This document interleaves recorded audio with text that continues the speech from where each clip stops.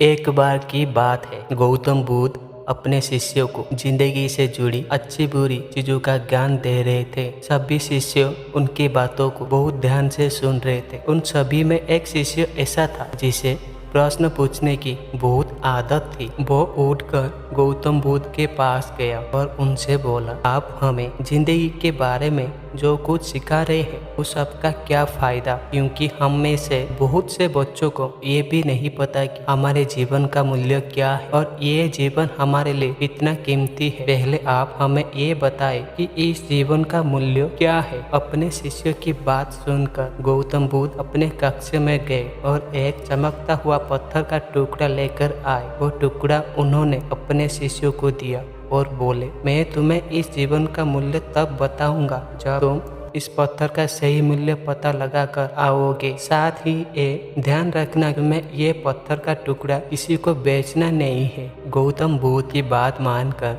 वो शिष्य बाजार की तरफ चला गया। बाजार में सबसे पहले उसकी नजर एक फल बेचने वालों पर पड़ी और उसने वो पत्थर उस फल वाले को दिखाया और बोला, इस पत्थर के बदले आप मुझे कितने फल दे सकते हो। फल वाला बोला, ये पत्थर कुछ खास तो नहीं है, लेकिन फिर भी इसके बदले में तुम्हें 10 केले दे सकता हूँ। वो शिष्य उस पत्थर को लेकर आगे चला गया। फिर उसे एक सब्जी वाला मिला। शिष्य ने उस सब्जी वाले से उस पत्थर की कीमत पूछी। सब्जी वाले ने उस पत्थर को ध्यान से देखा और बोला, इस पत्थर की कीमत के बदले में तुम्हें ज्यादा से ज्यादा एक बोरी भरकर सब्जियां दे सकता हूँ। इसके बाद वो शिष्य उस पत्थर को लेकर एक सोने के व्यापारी के पास गया। उस पत्थर की टुकड़े की चमक देखते ही उस सुनार ने उसकी कीमत 100 सोने के सिक्के लगाई। शिष्य ने वो टुकड़ा बेचने से मना किया तो वो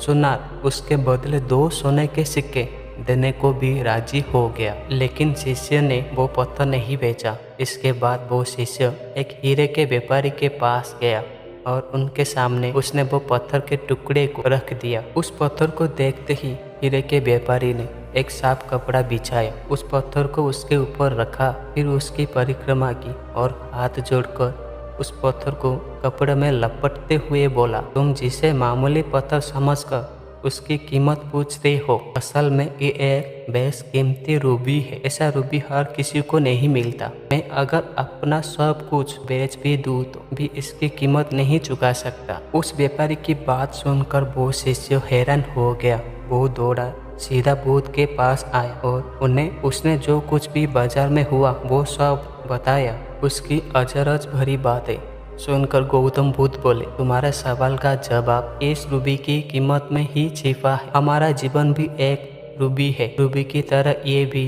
बेशकीमती है, लेकिन हम इस बात को हमेशा नज़रअंदाज करते हैं और अपने जीवन का मूल्य नहीं समझते। हम दूसरों को देखकर और उनके जैसा जीवन जीने की कोशिश में अपने जीवन की कीमत को कम कर देते हैं। हम ये सोचते हैं कि हमारी जिंदगी की कीमत वही है जो दूसरे हमें बताते हैं, लेकिन ये बात हमेशा ध्यान रखना कि सामने वाला अपनी अहमियत, बुद्धि और अपनी समझ के हिसाब से तुम्हारी कीमत लगाता है। हेलो दोस्तों, आज का बुद्धा की स्टोरी आपको कैसी लगी? पसंद आए तो लाइक करना, अपने प्यारे दोस्तों को कह दो सब्सक्राइब करने के लिए। मिलते हैं नेक्स्ट वीडियो में। राधे राधे, जय श्री राम।